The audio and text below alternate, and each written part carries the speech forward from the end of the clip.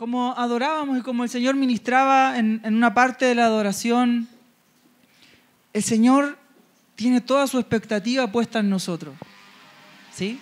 Así como nosotros creemos en Él, Él cree en nosotros. Y por eso es que nos da palabras, por eso es que nos da sueños, es por eso que nos da, nos confía aún su reino. Dice la palabra: no temáis, manada pequeña, porque a vuestro Padre se le ha placido daros el reino. Eso lo dijo Jesús. O sea, al Padre se le ocurrió entregarnos el reino a nosotros. Entonces los que trabajan en su reino no trabajan por el reino de un tercero como lo haría un siervo, sino que trabajan en su propio reino, como hijos. Amén. Porque somos dueños de ese reino. Amén. Suena poco dimensionable, ¿cierto?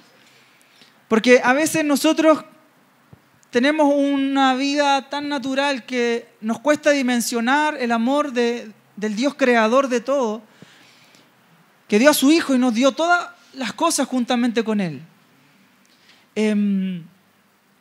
Y necesitamos, sobre todo en instancias como la adoración, el ir acercándonos a esa profundidad de su corazón, para poder empezar a vivir de una manera diferente. Es lo que Jesús propuso en sus días en la tierra, una forma de vida distinta, ¿sí? No según los parámetros de esta tierra, de este mundo, sino que según un reino inconmovible que Él vino a traer y que está entre nosotros. El reino de los cielos está aquí. El reino de los cielos está entre nosotros, su Espíritu está entre nosotros.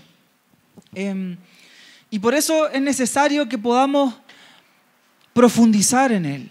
La palabra dice que la vida eterna es conocerle a Él, ¿sí? Jesús dijo: y esta es la vida eterna, que te conozcan a ti, hablándole al Padre, y a quien has enviado, a su Hijo Jesucristo.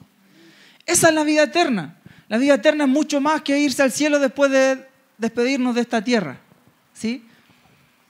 Tiene que ver con conocer a Jesucristo. Y eso lo puedes hacer hoy, lo puedes hacer mañana. Puedes llegar a tu casa hoy día después de la reunión, independiente si la palabra va a estar buena o mala. Puedes llegar a tu casa y conocerle mucho más de lo que quizás pudiéramos transmitir entre nosotros. Puedes tomar porciones de Cristo cada mañana. El pan de cada día no es solamente el desayuno que te tomas. Hay un pan de cada día que es su palabra, que es su voluntad sobre tu vida, y día a día la puedes vivir. Su misericordia se renueva cada mañana. O sea, en la noche pudiste hacer lo peor, pero en la mañana Él es fiel. Sigue creyendo en lo que te dijo el día anterior. ¿Por qué? Porque Él es eterno. Él te vio antes de que tú hicieras cualquier cosa mala en esta tierra. Entonces lo bueno o malo que tú hagas en esta vida no condiciona su amor por ti, porque te amó desde antes. Amén. Entonces va, por ejemplo, delante de Jeremías y le dice: antes de que te formase en el vientre, yo te santifiqué, yo te aparté. Y te di por profeta, te di un propósito. O sea, antes de que tú llegases a existir, yo ya te había dado algo. Yo ya había sembrado algo en tu corazón. Y la fe tiene mucho que ver con que eso que ya puso en ti se empieza a despertar. Todo el equipamiento, todo el propósito, toda la eternidad de Dios ya está depositado en tu espíritu. Dice que Él sembró eternidad en el corazón del hombre sin que éste la entendiera. ¿Sí? Dios ya sembró todo en ti. ¿Sí? Entonces a veces perseguimos propósitos, planes, algo mayor en nuestra propia vida para darle al Señor, y eso está dentro de nosotros, esperando a ser descubierto en su presencia. Por eso es que la adoración es tan necesaria en una reunión, porque es donde uno entra en atmósferas de eternidad y donde comienzas a recibir la palabra del Señor fresca que llega a tu corazón. Amén. Entonces necesitamos profundizar en eso, ¿sí? Que lo que hablamos en las reuniones o lo que adoramos acá se materialice en la forma en que vivimos, en la que pensamos, en la que soñamos, en la que deseamos. Amén. Amén. Permiso.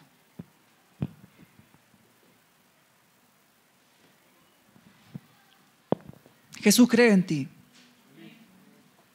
Cree en ti. No deja de creer. No le impacta eso. Dice que Él es fiel aunque nosotros no seamos fieles. Sí, o sea, Él nos deja de ser fiel. Eso no quiere decir que nosotros debamos hacer lo que se nos ocurre porque Él es fiel y total. No, no es así.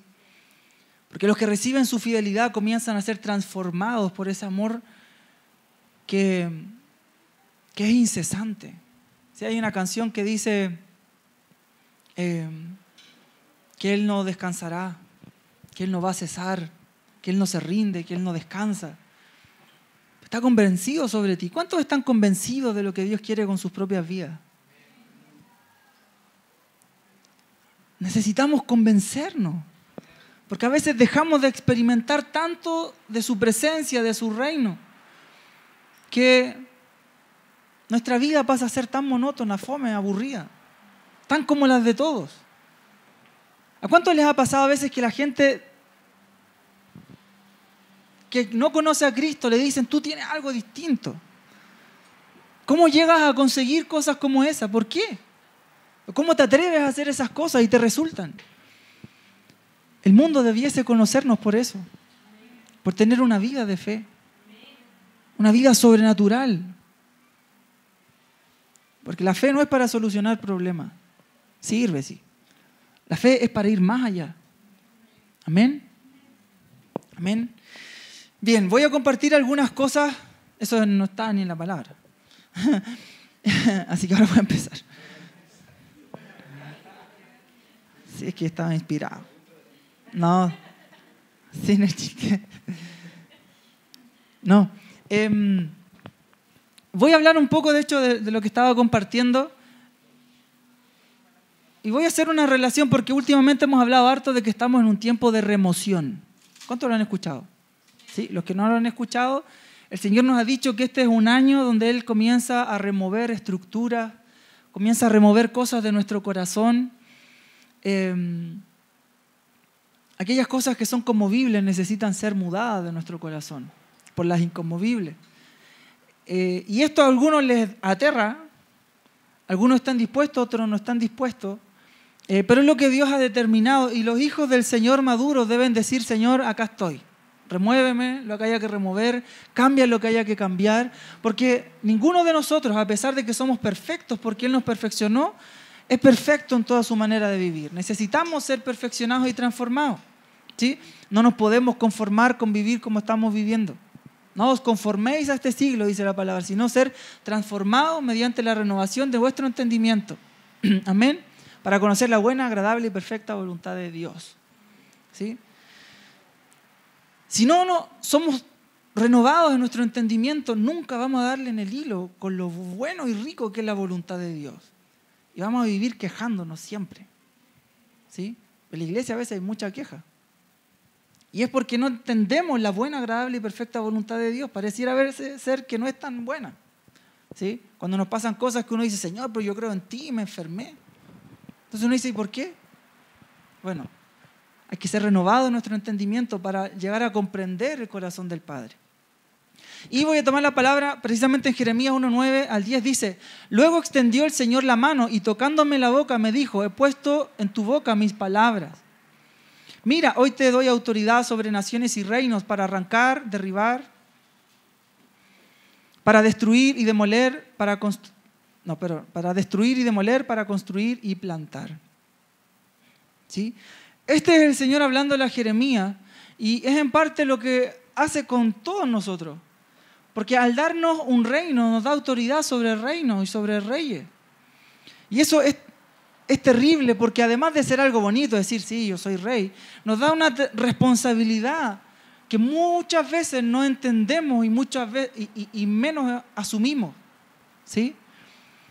Porque somos reyes según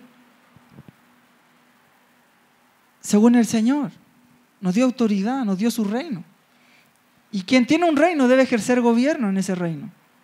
Pero muchas veces ni aplicamos nada, ¿sí? La palabra dice que es mejor el que gobierna su propio espíritu que el que conquista una ciudad. Y a veces ni con nosotros mismos podemos. Pero el Señor dice que tú puedes gobernar sobre una nación, sobre una ciudad, sobre un sistema. Y no estoy hablando solo de ser alcalde o presidente.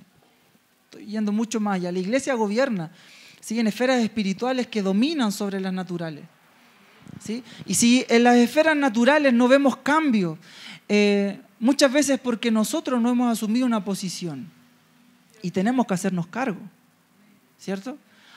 Alguno quizás antes de hoy podía decir, yo no tenía idea, pero ahora sabe, porque se lo estoy diciendo. Si el Señor le dio un reino es para que haga algo, no para que lo tenga ahí como una Biblia abierta encima de la mesa que nunca lee, ¿sí? Todo lo que está fuera de los parámetros de la justicia y verdad de Cristo necesita ser reformado, ¿sí? Y la reforma es un proceso constante, ¿sí? Donde vamos siendo transformados de gloria en gloria, donde vamos avanzando de poder en poder, ¿sí? No es que de un día a otro ya todo es diferente. El Señor decidió que viviéramos en distintos procesos que nos permitan conocerle. Amén. Algunos se cuestionan y dicen, Señor, ¿por qué de un día a otro no me cambia? ¿Cierto? Si Él es todopoderoso y si murió para hacerlo, ¿por qué no lo hace? Y es porque Él sabe que hay un proceso en el cual tú puedes conocerlo. Y Él quiere que tú lo conozcas. El Señor no quiere crear superhombres. No quiere crear super máquinas de su reino que sepan hacerlo todo bien. El Señor quiere que tú aprendas a hacer las cosas al conocerle. Por eso es que Él mismo trajo un diseño discipular. En la medida que caminan conmigo, que aprendan cómo hacerlo. ¿Cierto? Si no pudo llamar a los 12, ahora, listo, vayan. Me voy. ¿Sí? Lo pudo hacer. Pero no quiere que sea así. Quiere que tú camines con Él. En tu día a día, no solo en una reunión. De hecho, estamos sentados, no estamos caminando. Él quiere que camines con Él en tu día a día. Y en ese día a día comienzas a experimentar la fe y su reino. Amén.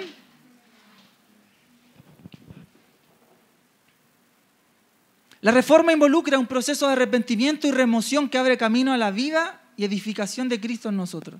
¿Sí? Pablo dice en Corintios, el que se crea sabio, hágase ignorante. No se las crea.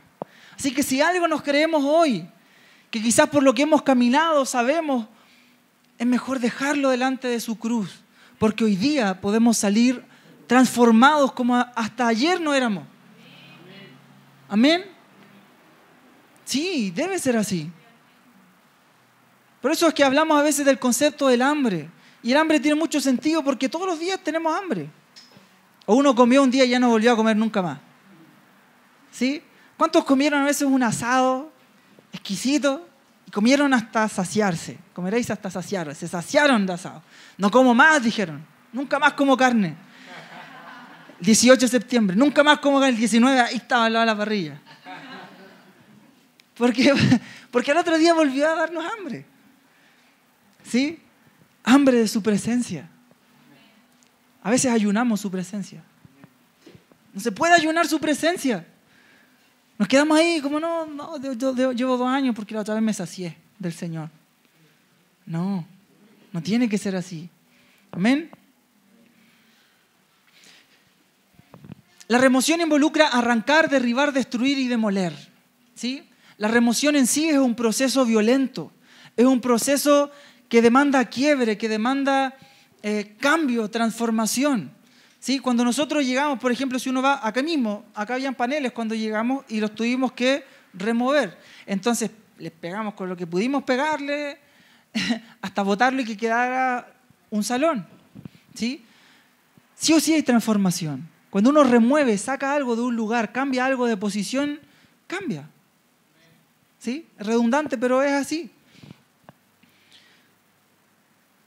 Entonces, la remoción involucra arrancar, derribar, destruir y demoler formas de vida y pensamiento que no se ajustan a la verdad y al corazón del Padre. De eso se trata la remoción. Y cada uno de nosotros está viviendo procesos internos, personales, y también como congregación vamos a seguir viviendo procesos. Las familias están viviendo procesos, los trabajos estamos viviendo procesos. Y nosotros estamos ahí, nosotros sabemos que el Señor está removiendo. Entonces de repente está demasiado turbulento todo, pero llega un poco de calma y decimos, sí, pues Señor, tú estás removiendo. ¿Sí? Eso es ser renovado en el entendimiento.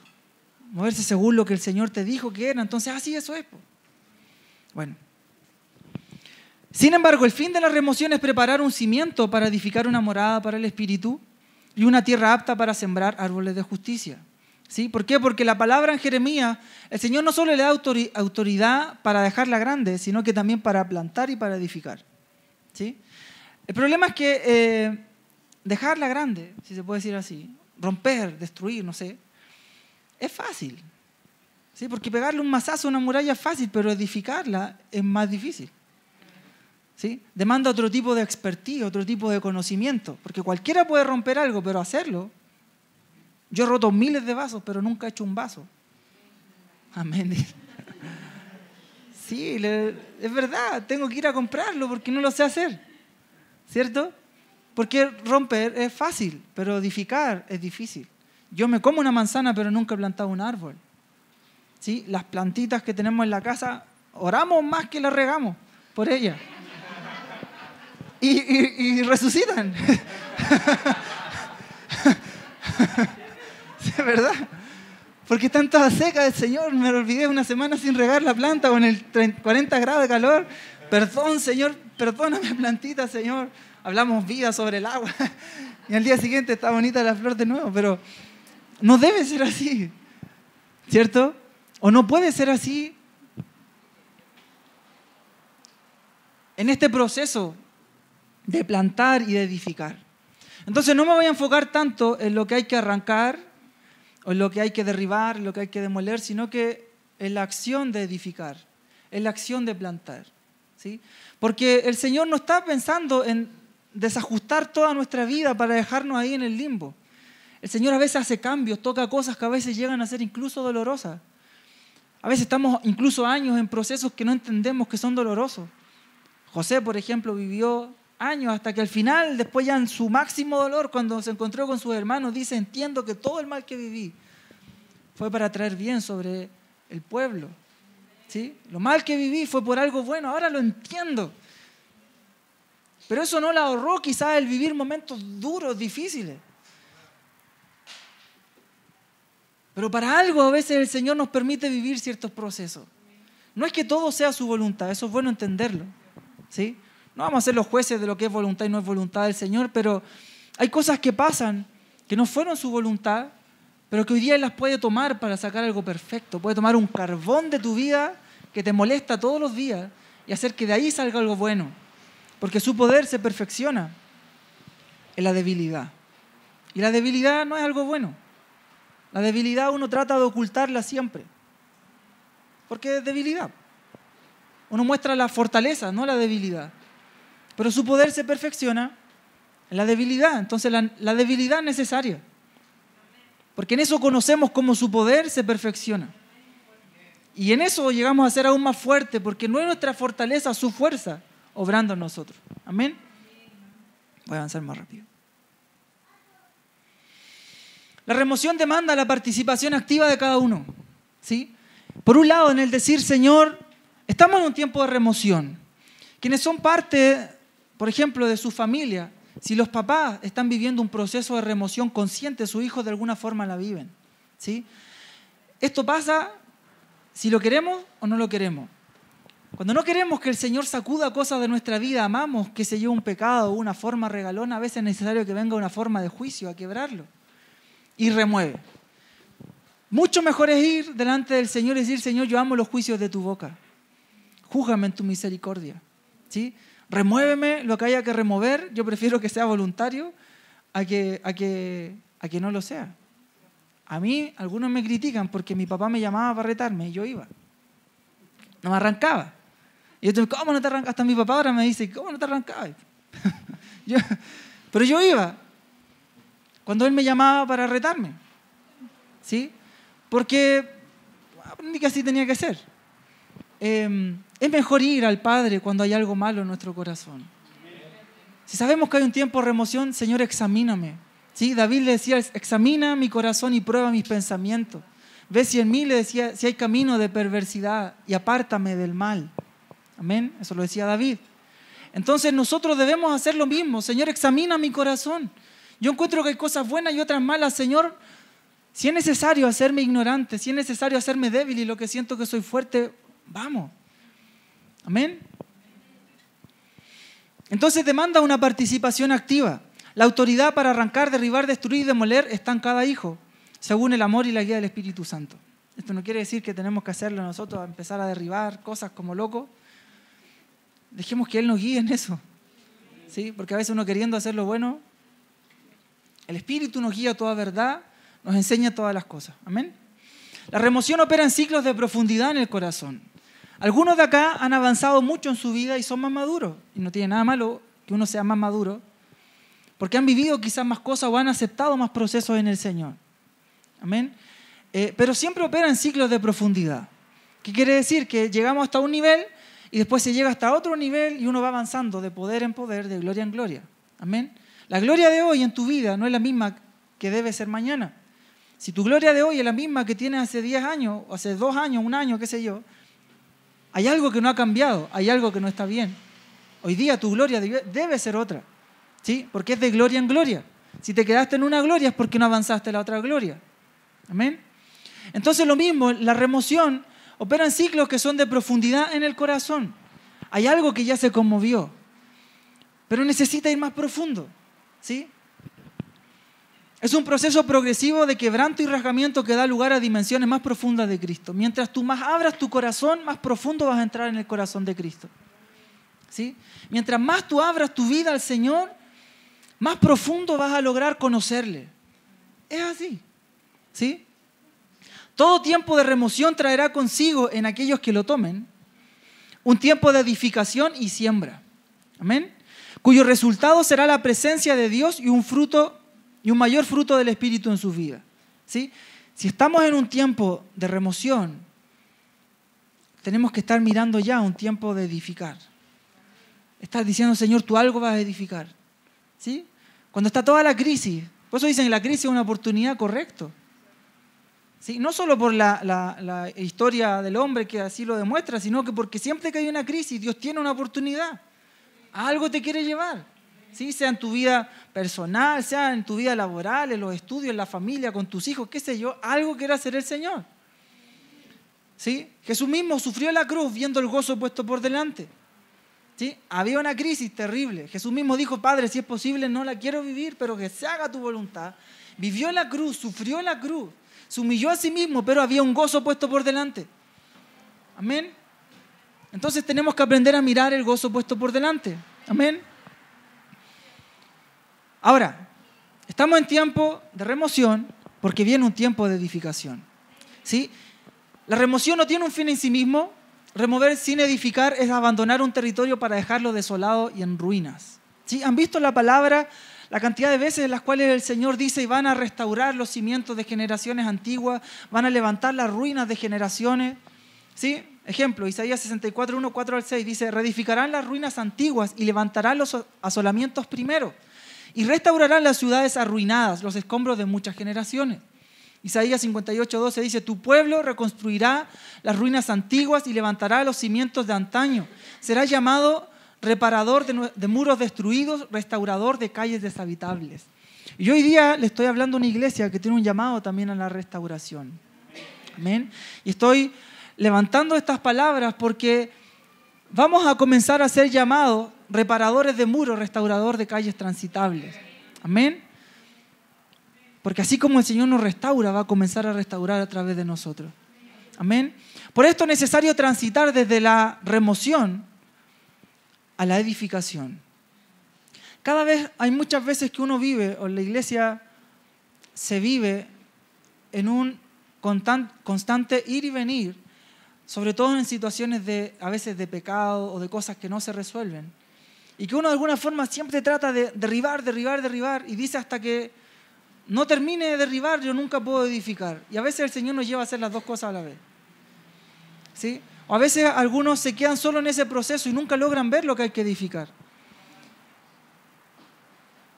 El problema de eso es que uno pierde dirección cuando no tiene noción de qué debe edificar. ¿Sí? Si yo tengo un terreno, digamos, sin nada construido, sin nada sembrado, las posibilidades pueden ser infinitas. ¿Cierto? De lo que se puede hacer en ese lugar. Y para eso es necesario el tener una visión, el tener una comprensión de qué es lo que Dios quiere que haga en ese lugar. ¿Amén? Entonces, el gran problema es que hoy en día hay ciudades, hay familias que están literalmente arruinadas, hay generaciones que se están perdiendo, ¿sí? Hay naciones que se están perdiendo y se necesitan restauradores. Se necesitan personas experimentadas en la remoción para edificar. ¿Sí? Por esto es necesario transitar desde la remoción a la edificación y a la siembra, ya que sin esto quedan ciudades arruinadas y escombros generacionales que no cumplen su propósito eterno. Un problema de la liberación, por ejemplo, que el mismo Señor describe, es que dice, si se libera una casa y no pasa, nadie la habita, después vuelve el mismo espíritu que se fue, busca a otros 7 amigos por ahí y piensa, mejor vuelva a donde estaba. Y si nadie la ocupó, el estado posterior de aquella persona es peor, ¿cierto?, que el que tenía antes. Entonces uno dice, no, ya voy a dejar limpiecito este terreno y lo dejo ahí y después igual se llenó de cosas. O sea, limpie un terreno de maleza, vuelva al año después sin hacer nada y va a estar la misma maleza. Hay que hacer algo sobre ese terreno. ¿Sí? Se ve para dónde voy más o menos, ¿cierto? Entonces necesitamos vivir este proceso de remoción sin dejar de mirar la edificación. ¿Y por qué menciono esto? Porque en diciembre, ¿se acuerdan cuando tuvimos la reunión con el pastor Fernando? Él nos dijo, este es un año en el cual también tenemos que trabajar en la nivelación de muros en la iglesia. ¿Sí? ¿Por qué? Porque a veces hay mucha disparidad entre incluso hermanos, en lo que saben, en lo que viven, en lo que han avanzado, en lo que han resuelto, en lo que han sanado. Hay algunos que a veces están completamente destruidos y al lado hay uno que está ahí ya con 3 magísteres de sanidad interior. ¿Sí? Y uno dice, ¿qué pasó acá? Están al lado. Aquí mismo entre nosotros, tristemente yo sé que hay disparidad. Porque muchas veces algunos no nos abrimos a entregar u otros no se abren a entregarnos. Y el Señor decidió que la iglesia se edifica a través de una dinámica donde yo te doy y tú me das. Dad de gracia lo que de gracia recibisteis. Sí, entrega lo que tú tienes, sea chico, sea poco, sea mucho.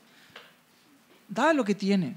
Pero a medida que uno da, entonces cuando uno empieza más a crecer y a entregar. Entonces, un modelo de edificación clásico, Nehemías. ¿Cierto? Cuando uno habla de restauración de muros, habla de Nehemías. Entonces, me voy a enfocar en esta parte un poco a la restauración de los muros, no en el cómo edificar, sino que en el corazón de aquel que edifica, en el corazón de aquel que restaura. Amén. Voy a leer Nehemías 1, del 1 al 4.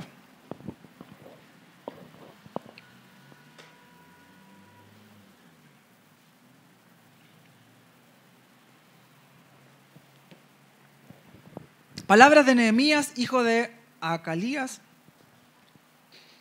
Aconteció, en el mes de Quisleu, en el año 20, estando yo en Susa, capital del reino, que vino Anani, uno de mis hermanos, con algunos varones de Judá, y les pregunté por los judíos que habían escapado, que habían quedado de la cautividad por Jerusalén, y me dijeron, el remanente, los que quedaron de la cautividad allí en la provincia, están en gran mal y afrenta, y el muro de Jerusalén derribado y sus puertas quemadas a fuego. Cuando oí las palabras me senté, lloré e hice duelo por algunos días y ayuné y oré delante del Dios del cielo. ¿Sí? Nehemías era copero del rey. Nehemías no tenía gran necesidad. Estaba cómodo. ¿Sí? La misma palabra muestra que el mismo rey le tenía una consideración especial. Porque cuando lo vio triste después le dice, ¿qué pasa en tu corazón? ¿Por qué tienes cara de triste si no estás enfermo? Le dice. Y Nehemías, antes de eso, tiene un par de acciones que son necesarias recuperar por la iglesia, por nosotros. Amén. ¿Por qué? Porque a él le llega esta noticia, pregunta, interesado, ¿cómo están nuestros hermanos de allá? ¿Qué pasó con la ciudad? Me imagino una conversación así como entre amigos. Y le dicen, y su rostro se demuda. Y su corazón se quebranta, se aflige. Y comienza a llorar, comienza a sufrir por aquello que no está sufriendo literalmente. Comienza a dolerle lo que no estaba viviendo, experimentando. A tal punto de que llega delante del Señor y se humilla y dice, Señor, yo he pecado. Mis padres han pecado. Y se humilla delante del Señor y tiene una acción que, por excelencia, es de intercesión. Porque asume algo que no era directamente su responsabilidad. Y se la apropia. Y no solo dice, no, sí, soy responsable, bueno, ya pasó. No, se adueña de ese dolor, se adueña de esa responsabilidad.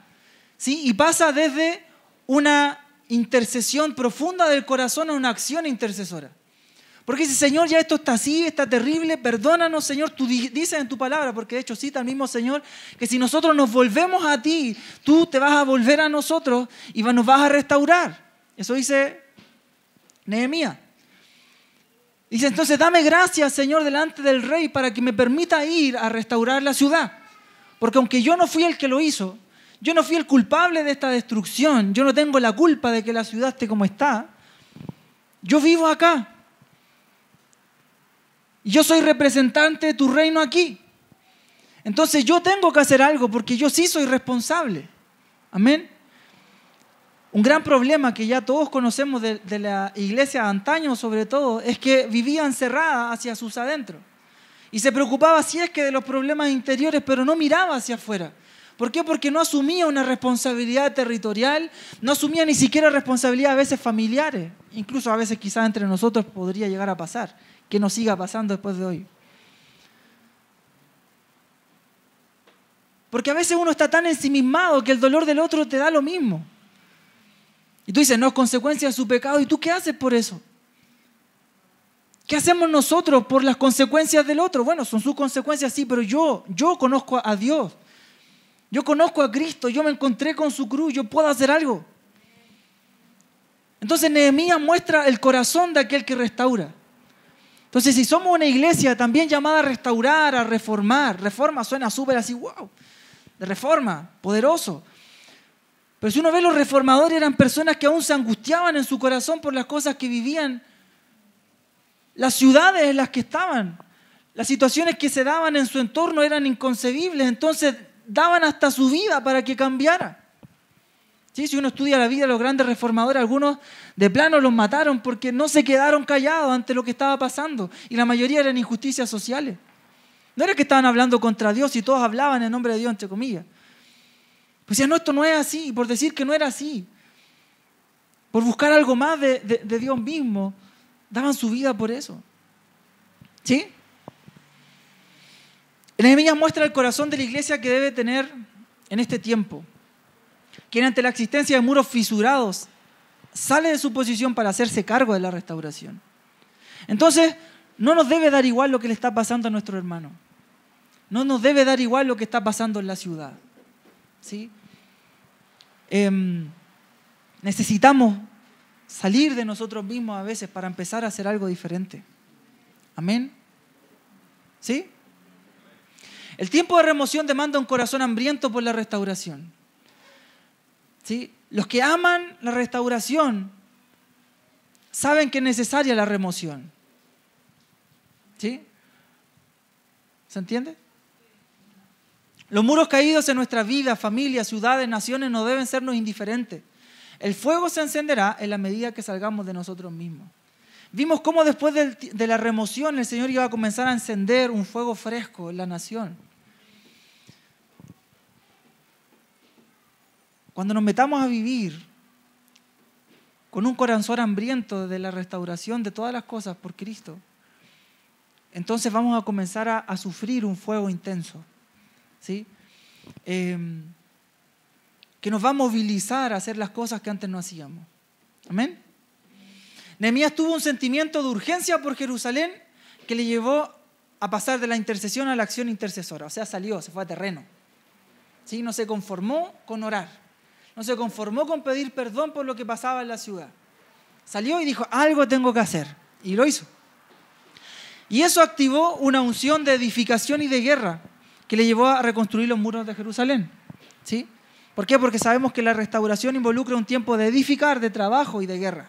¿Sí? Dice que edificaban, con una mano estaban con una pala, con una picota, y en la otra tenían la espada, tenían la lanza. Y estaban atentos al sonido de la trompeta porque sabía que cuando vinieran los enemigos tenían que dejar eso y salir a pelear. ¿Sí? Muestra la actitud aguerrida, insisto, tiene que haber una actitud hambrienta, una actitud violenta. La palabra dice que los violentos son los que arrebatan el reino. ¿Sí? Tenemos que aprender a vivir o dejar que el Espíritu nos lleve a ser violentos para arrebatar el reino. ¿Sí? No solo en nuestra propia vida, sino que en nuestra familia, en nuestras ciudades, en nuestra nación o en las naciones de la tierra. Amén. La restauración de las naciones y sistemas demanda la restauración de la iglesia, ¿sí? Hablamos porque hasta ahora me he referido mucho a la restauración de nosotros como iglesia y a la restauración hacia afuera, ¿sí? La restauración usa mucho, no es una regla, pero usa mucho una dinámica expansiva, ¿sí? Tal como la propagación del mismo mensaje del reino desde un pueblo, digamos, desde Judá se va extendiendo, ¿cierto?, a Jerusalén o al revés, de Jerusalén a Judá, y así se empieza a expandir hasta los confines de la tierra. Amén. La restauración opera de manera similar. Tu corazón necesita ser restaurado, pero a medida que vas avanzando en procesos de sanidad, tú ya puedes restaurar a otro. Es lo que algunos ya están haciendo, por ejemplo, en la Escuela de Sanidad Interior, ¿sí? Hermanos que ya pasaron por la Escuela de Sanidad vienen y van a venir a restaurar, a sanar, a orar por otras personas para que se sanen, y así se va creciendo. Amén. Y debe ser así. ¿Qué sacamos con estar llenos de herramientas si no las usamos? Se oxidan, ¿sí? La restauración de naciones y sistemas demanda el que nosotros podamos ser restaurados. Los muros de la Jerusalén celestial deben estar a nivel para ministrar de manera efectiva la tierra que nos fue dada por herencia, ¿sí? Entonces voy a hablar, igual me queda tiempo, voy a hablar de algunas características de la restauración interna, ¿sí? El tiempo de remoción demanda, eso ya lo dije, sí, ya lo dije. Terminando el año 2018, perdón, ahora sí, estamos en vivo. La Jerusalén celestial somos nosotros, ¿sí? En ese tiempo Nehemías restauró la Jerusalén terrenal, pero nosotros somos la Jerusalén, ¿sí? Somos la iglesia del Señor que está siendo edificada, que está siendo reformada, que en este tiempo está viviendo un proceso de remociones, perdón. No me sonó en mi cabeza. Y que nosotros estamos siendo conscientes de este proceso. Amén.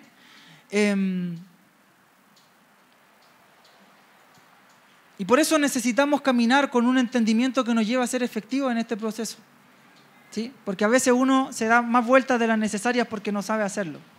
Pero cuando alguien te dice cómo hacerlo, o empezamos a entender cómo hacerlo, las cosas fluyen mejor, ¿verdad? La restauración de las naciones, eso yo lo dije. Ahora sí. Jerusalén está siendo formada en nosotros, ¿sí? Esta ciudad que Nehemías restauró en lo físico, el Señor hoy día la está restaurando y el Señor nos está impulsando a nivelar muros. Amén. Y en esto cada uno de nosotros es parte, sea pequeño, sea grande, sea que llegó hace un día a la iglesia y que recién conoció a Cristo, que lleva 20 años dentro de la iglesia o más. Todos somos parte de este proceso. Amén. La iglesia tiene características de diseño elementales que debemos comprender y vivir. En primer lugar, por ejemplo, la iglesia tiene un arquitecto, ¿sí? La palabra en Hebreos 11:10 dice que Abraham salió a aquella ciudad que todavía no estaba habitable en la tierra, cuyo arquitecto es Dios, ¿sí? El arquitecto de esta ciudad, el arquitecto de la iglesia es Dios, ¿sí? Él es el arquitecto, ninguno de nosotros. Y esto es importante porque usualmente incluso las congregaciones se edifican en torno a modelos que diseñan los hombres. Las familias a veces se edifican en torno a diseños que modelan los padres, por ejemplo. Pero el arquitecto de nuestra vida debe ser Dios. Debemos aprender a movernos según la arquitectura que Él diseñó para cada cosa en nuestra vida. Yo como individuo, mi familia, ¿sí? Mi casa, mis generaciones, la iglesia, tienen un arquitecto y tenemos que conocer los planos eternos de este arquitecto para diseñar correctamente. ¿Tiene sentido? Si Él es el arquitecto, ¿quién tiene los planos? No debemos desgastarnos diseñando planos cuando ya hay planos que son absolutamente efectivos y únicos. Si alguno diseñara un modelo de iglesia mejor, el Señor le diría, te lo concedo, porque nos ama. Pero no hay nada mejor. Él es el arquitecto. Amén. Él es el arquitecto. se edifica según un cimiento. Él es el arquitecto y Él es el cimiento. Ahora, una vez el Señor nos hacía entender que la edificación, voy a hablar de una edificación tradicional porque hay arquitectos que hacen cosas bien extrañas, tiran cosas para allá. Pero una edificación común dice que tal es el cimiento, tal es su edificación. ¿Sí? Si yo hago un cimiento cuadrado, la edificación debiese responder a ese cimiento. ¿Se entiende? No sea que me quede una muralla fuera del cimiento, ¿verdad? Tiene sentido. Él es el cimiento y según Él se edifica la iglesia. ¿Sí? No basta con decir, sí, Él es el cimiento, pero yo hago lo que quiero. No. Él es el cimiento, entonces conforme a Él yo soy edificado. Él es la piedra viva, conforme a Él yo soy edificado. Amén. En tu propia vida, si Él es tu cimiento, ¿cómo edifica? ¿Qué es lo que edifica? Cristo debe ser edificado en tu propia vida. Lo que Él escribió de ti, lo que Él soñó de ti, ¿sí? Los planos que Él escribió, dice la palabra que Él escribió de cada uno de nosotros. Amén. Tercero, su diseño, el diseño de la ciudad, es cúbico. ¿Sí? Estoy así mencionando cosas que pueden ser tratadas con mayor profundidad. Pero la iglesia del Señor, esta Jerusalén, tiene un diseño cúbico. Y más que pensar en que ahora todos tenemos que ser cuadrados, que tenemos que venir con una caja en la cabeza. Esto habla de una arquitectura que define la relación de aquellos que son parte de esta Jerusalén. Amén. Lo importante no es directamente que sea cúbica, hablando geométricamente, sino que los que la conforman operan en una dinámica de cubo donde pueden trabajar en un sistema de colaboración que les permite edificarse linealmente hacia arriba. Lo voy a contraponer con otro modelo de edificación, las pirámides. ¿Sí? Las pirámides son la estructura organizacional que más existe, digamos, en la Tierra, donde, por ejemplo, hay un presidente y se sigue hacia abajo, bajo un escalafón, donde el presidente es la máxima autoridad, ¿verdad? ¿Es así? Y normalmente el que está más arriba es el más intocable y el que tiene cierta potestad para influir a los que están más abajo. Ese es un modelo que nosotros entendemos responde a un diseño babilónico, donde hay un Nimrod. ¿Sí? ¿Están conmigo? No hablo cosas tan raras. Y yo creo que lo han escuchado, de hecho. Hay un Nimrod, hay una autoridad que tiende a ser tirana y que ejerce su poder a los que están abajo. Y en eso, el que está en el fondo de la pirámide no vale casi nada y es absolutamente reemplazable. ¿Por qué? Porque la importancia está en el que está arriba, en la pirámide. Ahora, la iglesia de Jesucristo no funciona así. ¿Sí? La ciudad santa del Señor no es una pirámide como las de Egipto. ¿Sí? Sino que es un cubo donde incluso la figura de máxima autoridad no está arriba, sino que está abajo, porque es el cimiento. Entonces, nuestro arquitecto diseñó esta ciudad de tal forma que no hubieran personas una sobre la otra ejerciendo una autoridad. Y Jesús lo dijo. Las potestades y las autoridades de este siglo, dijo Jesús, se enseñorean y ejercen potestad sobre los demás. Dijo, pero el Hijo del Hombre ha venido para servir y no para ser servido y dar su vida por el rescate de muchos. Entonces Jesús trajo un modelo de liderazgo donde Él dice, el que de verdad lidera en el reino no está arriba, está abajo. ¿Sí? No está arrastrando a la gente así como diciéndole vengan, sino que está impulsando a la gente que viene detrás de Él. ¿Amén? No es el último en morir, no es el que se queda atrás del ejército, el que va primero en el ejército. ¿Saben cómo reconocen al Señor los ejércitos del cielo? Porque es el que dio su vida. Es el que dio su vida, es el que se entregó a sí mismo para pelear una batalla. Eso le hace ser aquel que es digno de ser seguido. El jinete del caballo blanco, quien sus ejércitos siguen con tanta alevosía. ¿Alevosía está bien dicho? ¿Sí? Con tanto ahínco, con tanta fuerza. ¿Por qué? Porque dio su vida. O sea, no hay nadie más heavy que Él. Es digno de ser seguido, es digno de ser admirado. ¿Sí? ¿Por qué? Porque pudiendo quedarse tranquilo con el Padre, dijo, Padre, heme aquí. Dame a mí el cuerpo que se necesita para hacer esta pega, porque nadie más puede hacerlo, entonces yo lo hago. Yo soy cimiento. No me interesa ser la corona de toda esta edificación. Que mi esposa sea mi corona. La esposa del marido, la corona del marido de su mujer. No porque la ande luciendo. La que merece mayor honra, digamos, en la familia. Pero Cristo decidió que nosotros fuéramos esa esposa. ¿Sí? La que reluce, la resplandeciente. Amén. Y Él dar su vida, Él quedar atrás renegado. Amén. Entonces el modelo en el cual se edifica la iglesia es un modelo donde funciona como cubo, donde normalmente el liderazgo debe funcionar desde sus bases. ¿Haciendo qué cosa? Impulsando a los demás a que se suban. Amén. ¿Sí? Eso se puede desarrollar mucho más profundo. Pero es para que tengamos alguna noción acerca de eso. ¿Por qué? Porque es importante.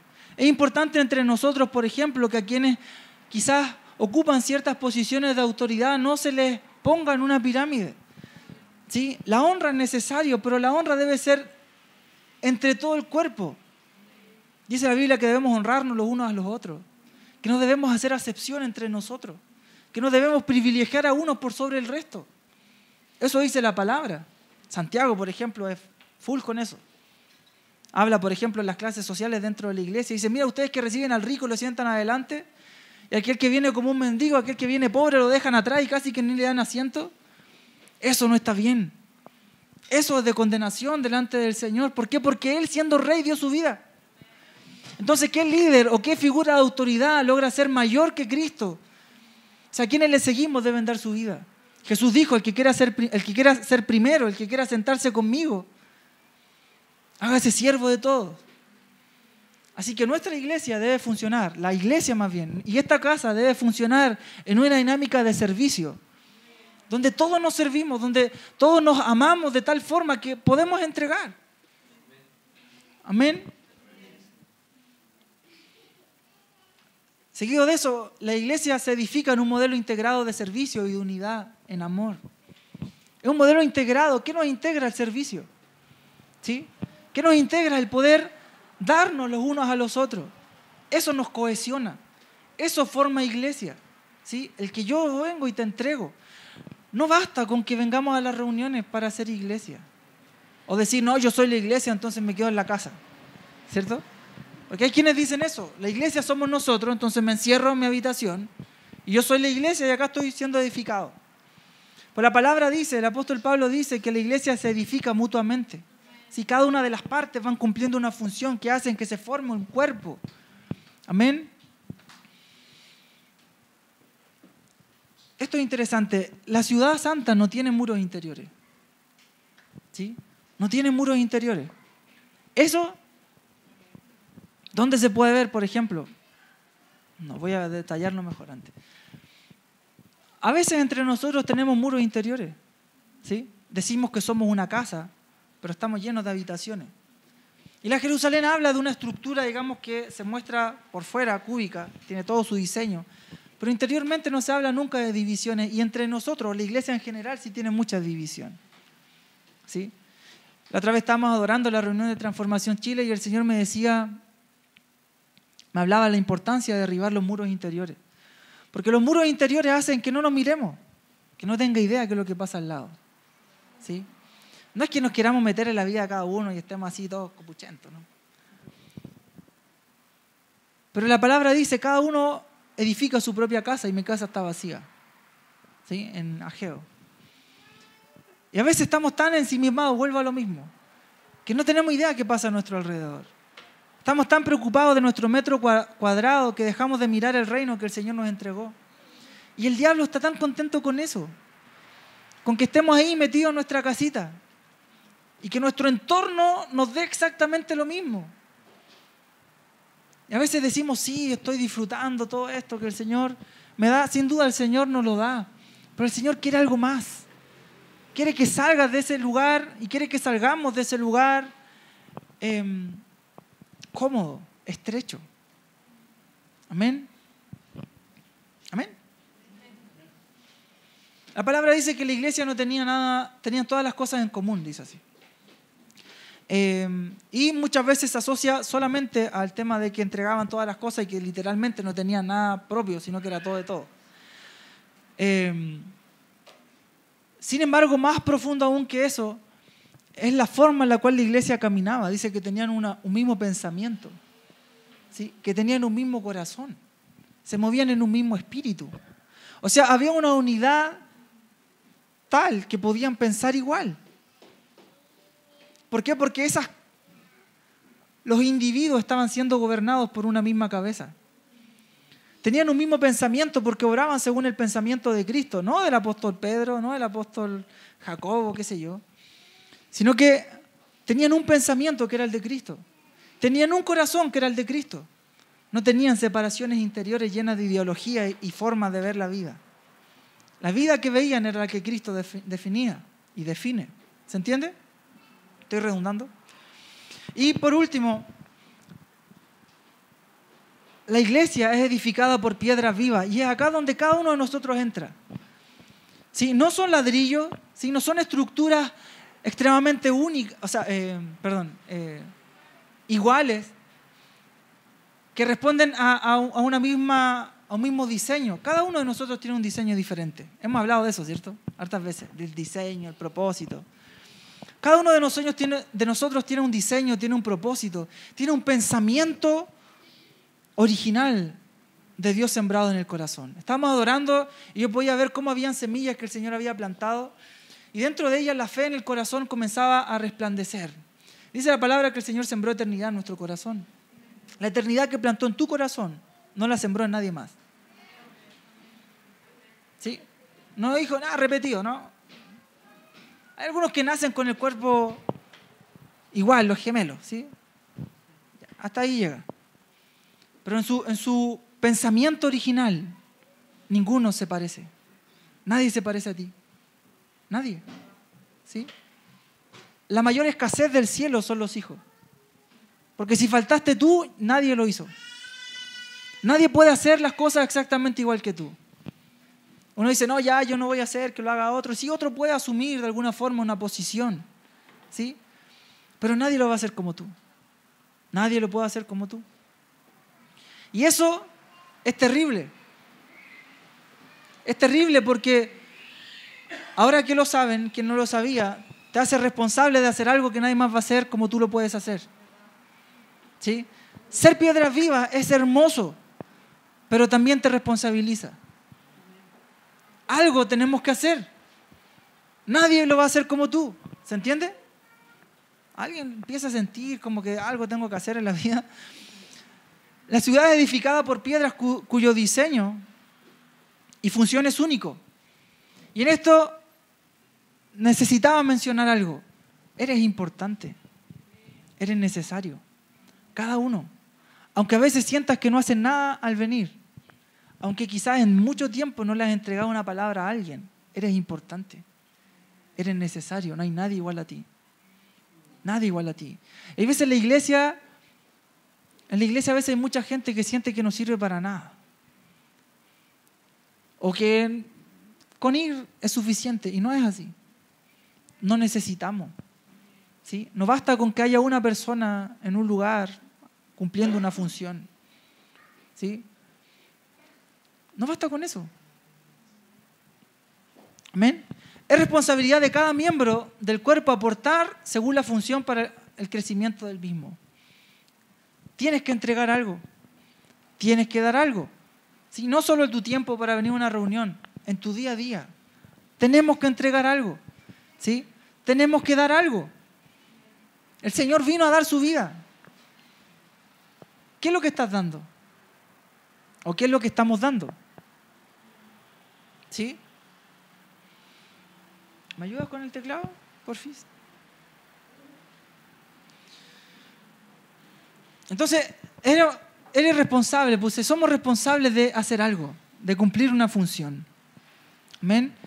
Y en este tiempo de remoción no basta, insisto, con saber que hay cosas que están siendo removidas, necesitamos ver qué hay que edificar y necesitamos ver qué tengo que hacer yo en esta edificación. Amén. Y ahora vuelvo un poco a Nehemías y a su corazón. Porque es ahí donde está el problema.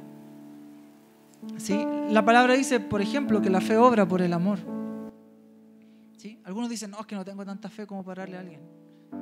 Pero la fe obra por el amor. Si hubiera un amor suficiente en mi corazón, entonces no me conformo. Hago algo. ¿Sí? Entonces Javier nos desafiaba de alguna manera o exponía una inquietud de su corazón que la quiero transmitir a la iglesia. Por ejemplo, nuestra nación tiene un diseño de Antioquía. ¿Han escuchado eso? Sí. Y hay proyectos que están asociados, que están enlazados a poder hacer algo con una palabra del Señor. Y Javier decía, si nadie lo hace, nosotros tenemos que hacerlo. Una vez nos dijeron, chicos, si ustedes no hacen esto, nadie lo va a hacer. Y de todos quizás éramos en alguna medida los que tenían menos capacidad de poder hacerlo. Por ejemplo, cuando fuimos, ¿se acuerdan? Algunos fueron a la movilización del 2014, ¿o han escuchado de eso? ¿Sí? Recorrimos Chile. Y nos dijeron, si ustedes no lo hacen, no sé quién lo va a hacer. Y la mayoría de estudiantes sin ingreso, recorrimos Chile gastando mucha plata. Mucha plata. Y así hemos crecido con gente dispuesta a dar lo necesario para alcanzar lo que Cristo quiere que hagamos. Y esta casa debe ser así. La casa que ante un desafío grande o pequeño tiene que decir, yo lo hago.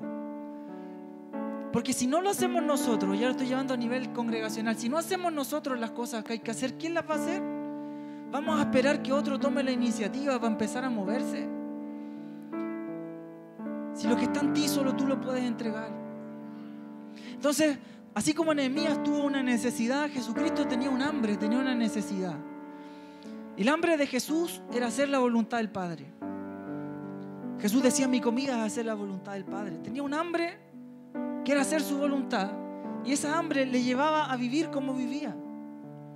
No le importaba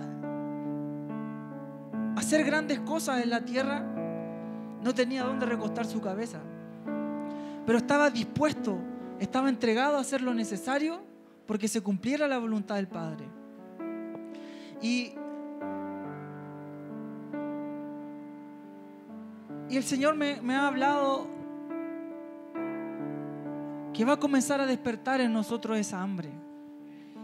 En la medida que nosotros permitimos que comiencen a ser removidas esas cosas que están en el corazón, comienza, como decía, a encenderse un fuego. Y ese fuego es un hambre de su voluntad, que nos va a llevar a correr, a movilizarnos para hacer lo que tenemos que hacer. Amén.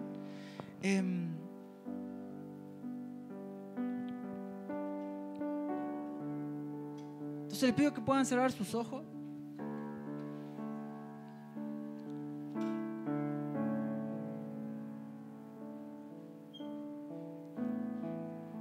En la adoración el Señor nos miraba y comenzó a traer palabras que estaban retenidas, palabras que habían caído, que creo que tienen que ver precisamente con proyectos, con sueños, con diseños que el Señor te entregó y que quedaron ahí, congelados.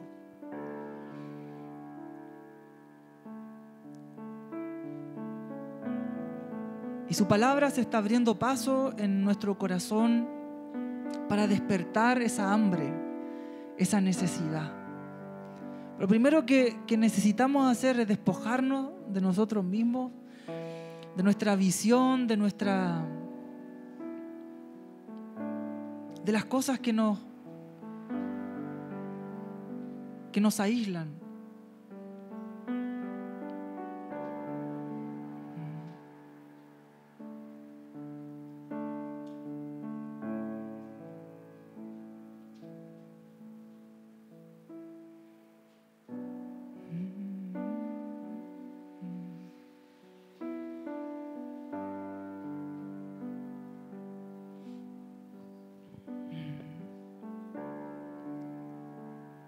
Entonces yo les invito a que puedan acercarse al Señor, abrir su corazón.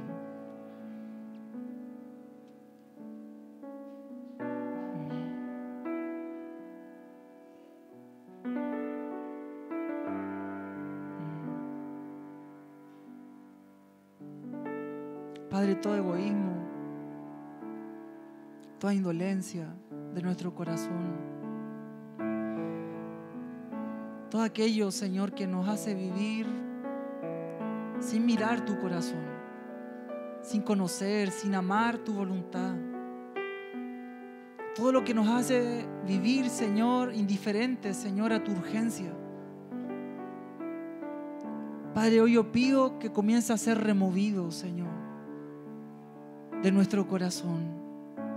Padre, en el nombre de Jesús presentamos, Señor, nuestros corazones y queremos atender a tu voz, Señor. Ese llamado de urgencia a restaurar, ese llamado de urgencia a entregar las cosas que tú plantaste en nuestro corazón. Y queremos despojarnos, Señor, de esas estructuras de comodidad, de pasividad, que se oponen a la violencia necesaria, Señor, para arrebatar tu reino. Padre, y en el nombre de Jesús, Señor, clamamos que tu voz pueda venir a conmover lo conmovible, que tu voz pueda avanzar y pueda traspasar cada estructura, cada velo que nos impide mirarte a ti primero, Señor, y mirar tu corazón. Todo, Señor, lo que está oponiéndose, Señor, todo velo, todo manto de dureza, Señor, que se ha puesto, Señor, para ser indiferentes, para ser indolentes, Señor. Yo oro que comienza a ser rasgado de nuestro corazón, comienza a romperse, Señor, de nuestra vida.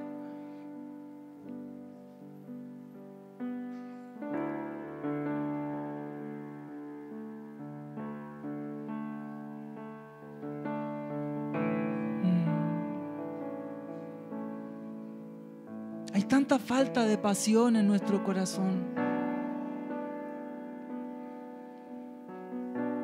Somos tan poco apasionados. Perdónanos, Señor, por ser poco apasionados por ti.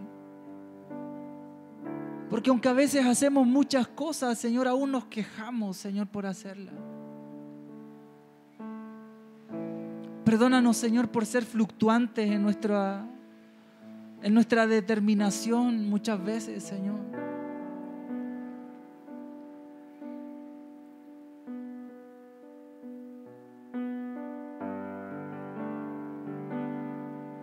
Queremos decir, heme aquí, Señor.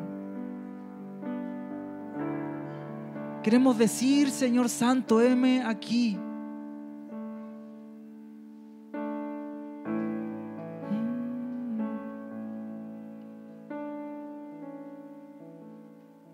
Queremos atender a la urgencia. Hay urgencia en el cielo. Hay urgencia en el corazón del Señor.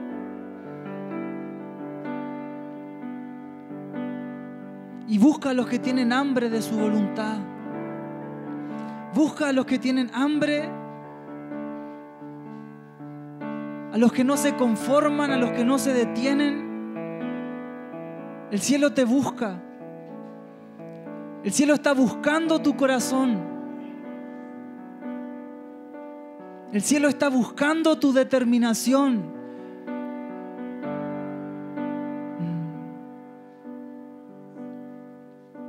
Y dice, no eres niño. No digas que eres niño. No te excuses en que te falte algo.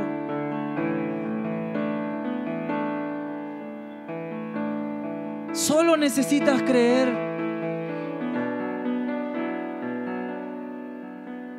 Veo cómo algunos comienzan a salir de su posición. Algunos que estaban distraídos comienzan a enfocar su mirada. Escucha la eternidad. Su voz se está conectando con la eternidad que está en ti.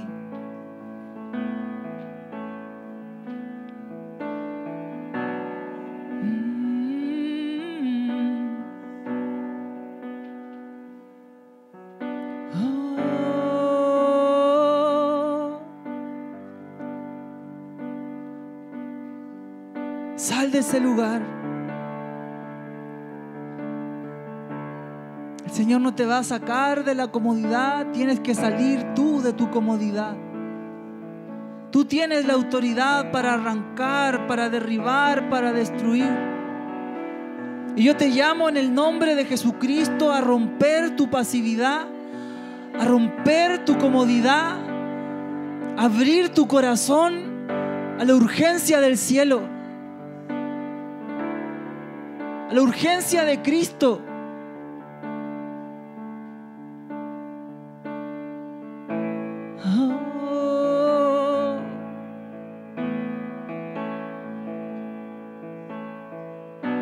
Naciones esperan por ti, ciudades te esperan, lenguas, pueblos, sistemas esperan por ti. Levántate y resplandece, porque ha venido tu luz.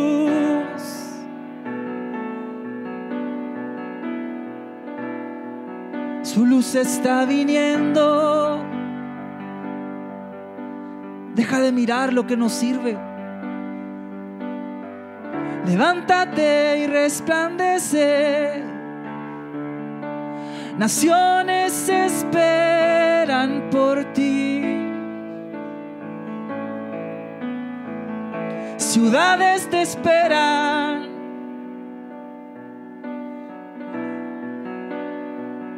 Levántate.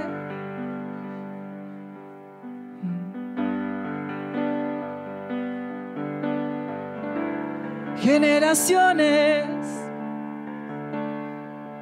esperando por ti. Levántate y resplandece. Toma tu bandera. Levántate.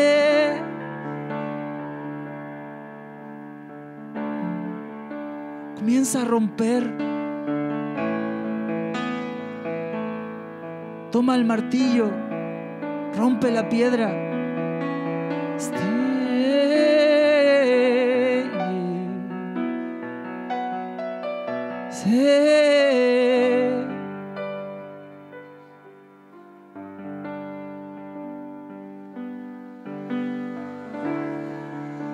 Misericordia quiero y no sacrificio.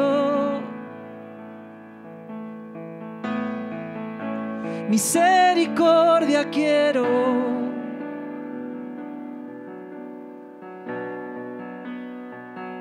Misericordia quiero.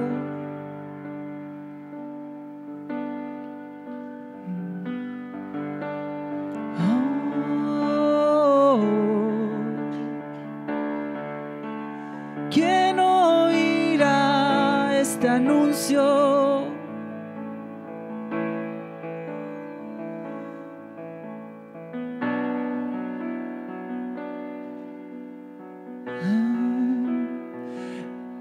Heme aquí, Señor. Responde. Heme aquí, Señor. Heme aquí, Señor. Usa nuestras manos.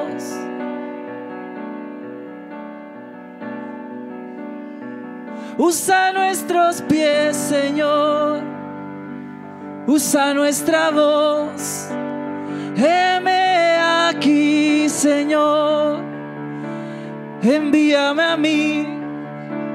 Heme aquí, Señor.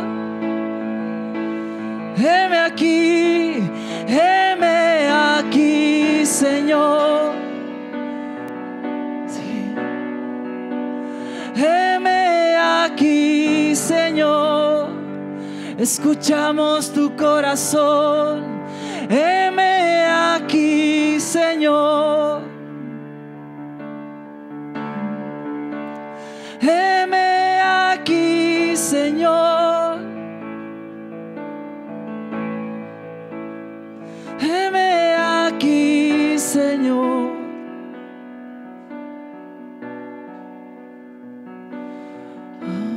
Oh, dice, deja tu deseo. Él te va a dar su deseo. Abandona tu deseo. Abandona tu deseo. Yo te daré un corazón. Heme aquí, Señor. Heme aquí, Señor. Oh, heme aquí, Señor. Envíame a mí. Abre tu corazón. Abre tu corazón. Abre tu corazón y comienza a ser violento.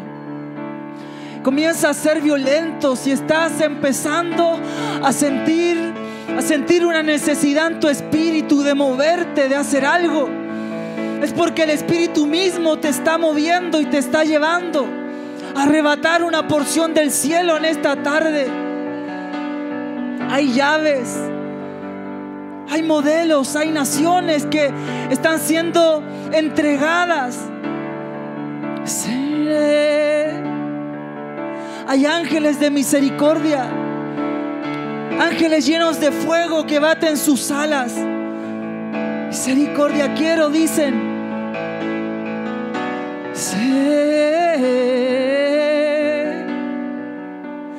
Heme aquí, Señor.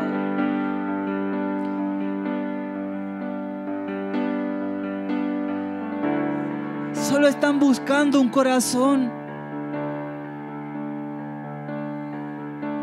Solo están buscando un depósito.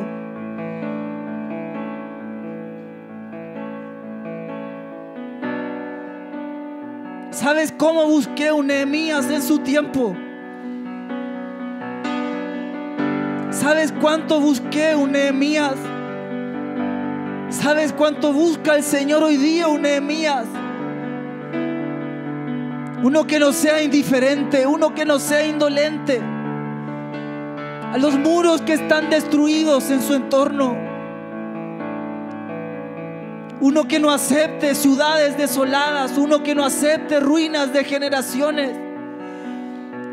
¿Sabes cuánto Jesucristo lo busca? ¿Sabes cuánto lo busco? Me dice el Señor. Está persiguiendo corazones hambrientos para depositar su gloria, para nacer en su gloria sobre ti. Solo está buscando que tu corazón se rinda. No le importa lo que sabes, no le importa lo que tienes, no le importa lo que conoces y lo que has hecho. Le importa que tu corazón se rinda, que tu corazón se incline, que tu corazón se abra.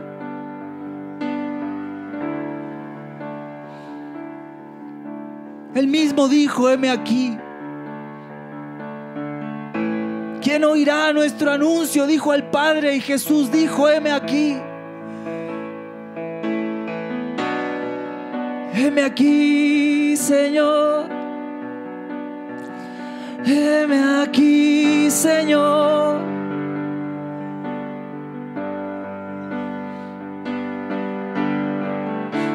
Deposita tu hambre, Señor. Deposita tu sed, Señor. El hambre que tú tienes, la sed que tú tienes, la fe que tú tienes, Señor. Deposítala en nuestro corazón.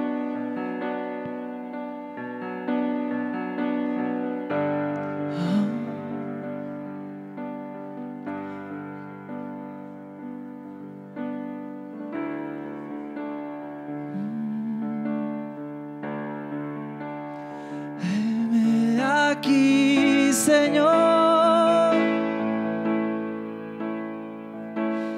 Heme aquí, Señor.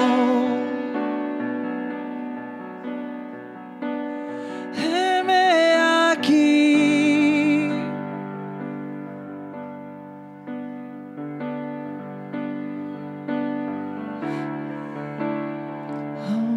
Oh, heme aquí, Señor. Heme aquí, Señor. Heme aquí.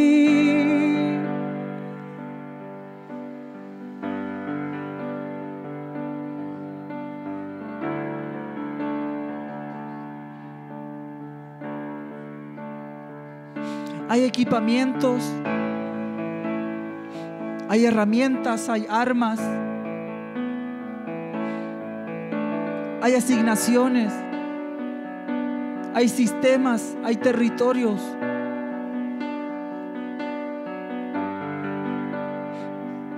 Hay planos en una mesa.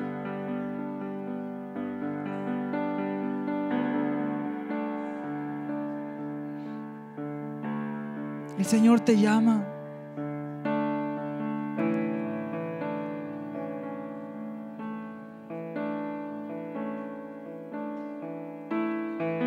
Están esperando por ti, a que tú seas violento, a que seamos violentos.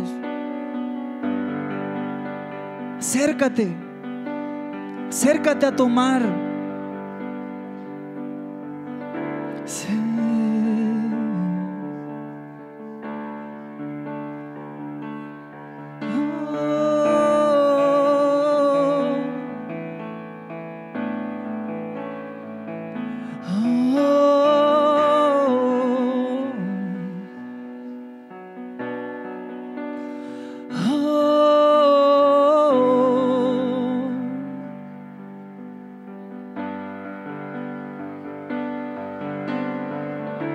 En el nombre de Jesús,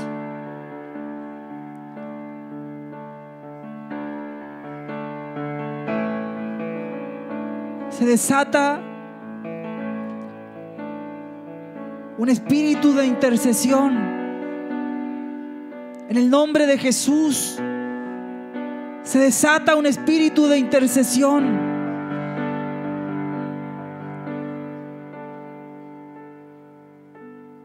Comienza a encenderse en tu corazón una necesidad. En el nombre de Jesús.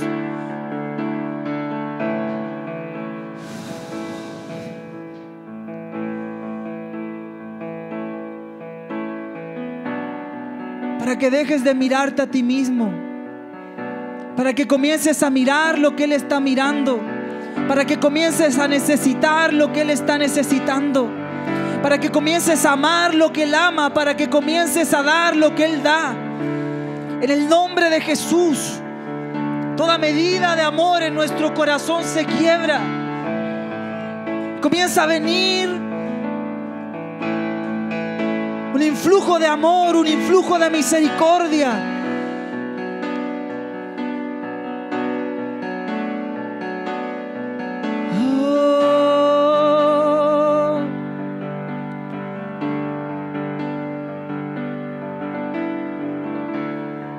Vas a comenzar a mirar ciudades.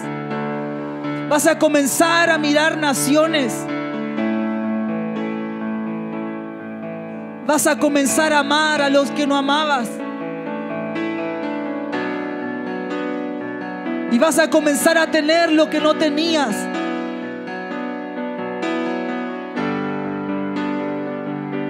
Porque vas a dar. Vas a dar lo que de gracia te ha sido dado.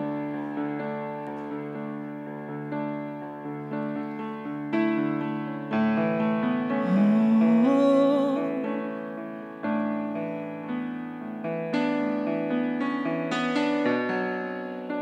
Padre, y extendemos tu voz como de trompeta sobre la nación. Y una vez más, Una vez más, Señor, llamamos a tus hijos a despertar. Llamamos a esta generación a despertar, a levantarse. Levántate y resplandece, porque ha venido tu luz. Y declaramos tu resplandor viniendo sobre esta generación, sobre esta tierra, Dios Santo, despertando a tus hijos, despertando a aquellos que aman tu nombre, despertando a aquellos que aman tu reino y tu justicia, despertando a aquellos que aman la tierra, aquellos que aman naciones, aquellos que aman generaciones. En el nombre de Jesús de Nazaret, en el nombre de Jesús de Nazaret, Señor, hoy clamamos por tus palabras, hoy clamamos por tus diseños, hoy clamamos en esta tierra. Clamamos, Señor, que se cumpla cada una de tus palabras en el nombre de Jesús. Padre, hoy día decimos, Señor, si somos los únicos dispuestos a hacerlo, queremos hacerlo. Somos los únicos dispuestos a entregarse, por eso queremos hacerlo. Pero que no caiga tu palabra en la tierra. Que caiga, Señor, en nuestro corazón. Queremos hacerlo, Jesús. Queremos satisfacer tu hambre. Queremos satisfacer tu hambre, Jesús. Tu hambre por la voluntad del Padre.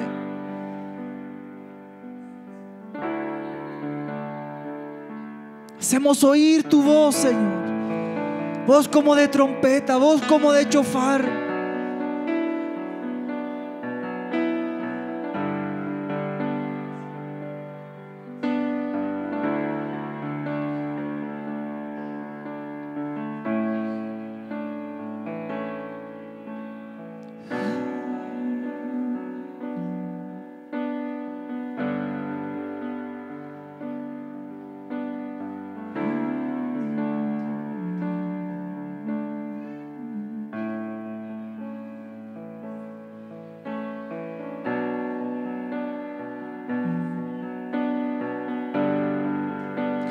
Incienso está subiendo de generaciones pasadas. Son oraciones de santos.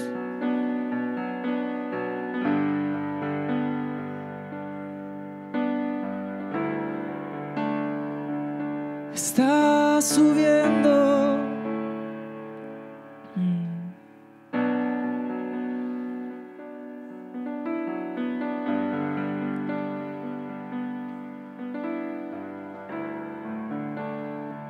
Sí, Señor.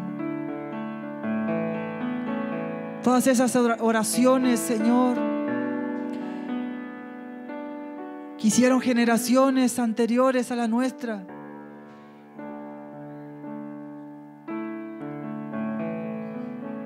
Aquellas oraciones que clamaron por este tiempo. Reverberan, Señor, en este día. Reverberan en este día. Reverberan en este día. Reverberan en este día sobre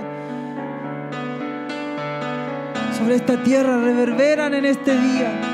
Incienso, incienso está subiendo.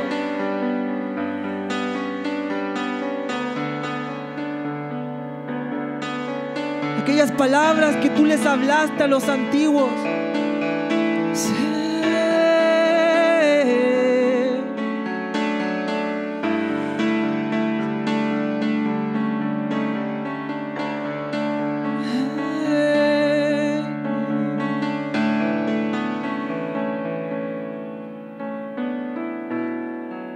Así como el Señor levantó palabras cuando adorábamos de cada uno de nosotros, el Señor comenzó a levantar palabras escritas sobre la nación. Palabras que quedaron abandonadas, comienzan a levantarse.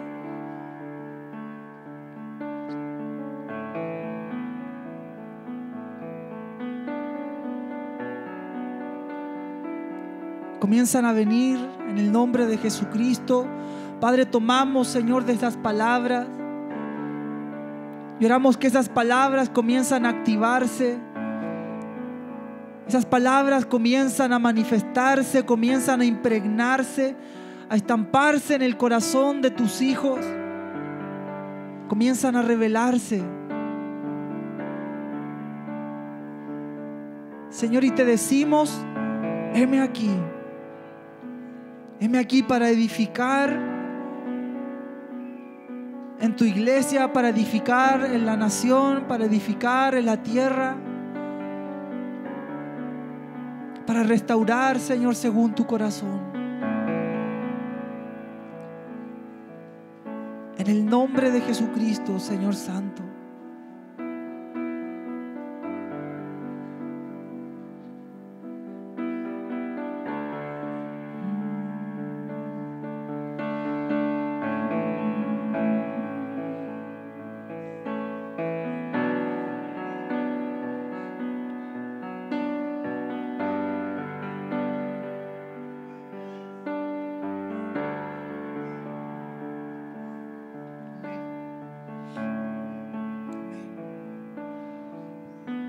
Abrimos, Señor, ese tiempo de restauración.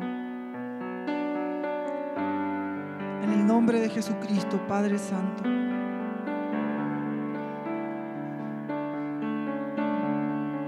Gracias, Señor Santo.